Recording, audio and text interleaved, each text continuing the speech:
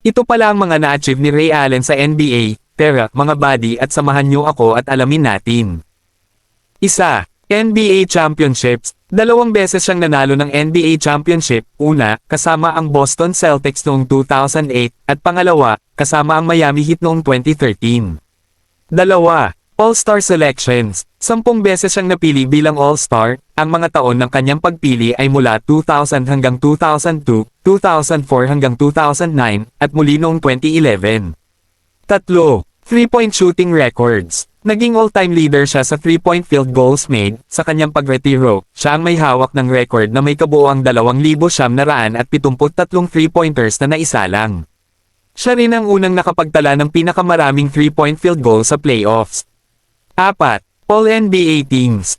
Nakatanggap siya ng All-NBA Honors, naging bahagi siya ng All-NBA Second Team noong 2005 at All-NBA Third Team noong 2001.